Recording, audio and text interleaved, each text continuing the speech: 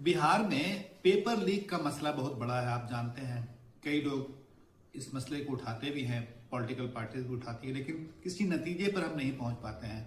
बल्कि मामला तो यहाँ तक है कि जो हमारे उप मुख्यमंत्री हैं सम्राट चौधरी, उन्होंने तो विधानसभा में भी कह दिया कि बिहार में कोई पेपर लीक नहीं हुआ। लेकिन आपको जानकारी होगी शायद कि इकोनॉमिक ऑफेंस यूनिट जो है वो यहाँ पे लगातार पेपर लीक के बारे में अपनी जांच चला रही है। खैर, आज इस चर्चा को छेड़ने का मकसद ये है कि पिछले 2 दिनों से ये खबर आ रही थी कि बिहार पुलिस में जो सिपाही भर्ती ड्राइवर के लिए, सिपाही में जो ड्राइवर होते हैं उनकी भर्ती के लिए जो इम्तिहान हो रहा था, उसमें एक अजीबोगरीब बात मालूम हुई।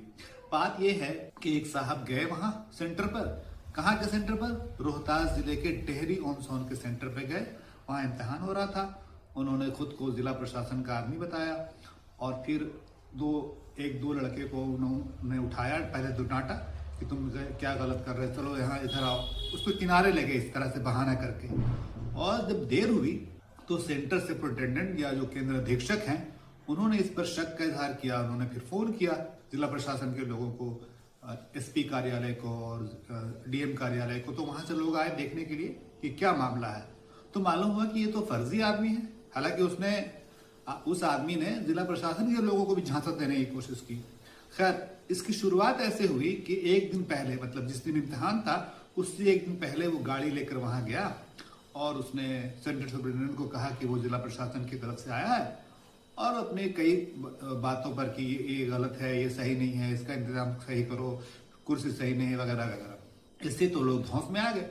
जब अगले दिन वही आदमी वहां पहुंचा तो दरअसल वो पहुंचा इसलिए था कि जो कुछ लोगों से उसने 20 लाख जितने भी रुपये लिए होंगे, उन रुपयों के बदले सोल्वर गैंग की तरह वहां पे उसकी मदद करे। सोल्वर गैंग जानते हैं आप, एक गैंग है जो फर्जी तरीके से लोगों को इम्तिहान में मदद करता है, जाकर उनकी क्वेश्चन हल कर देता है, OMR शीट भर देता है, या बता देता है कि इस सवाल का क्या जवाब है।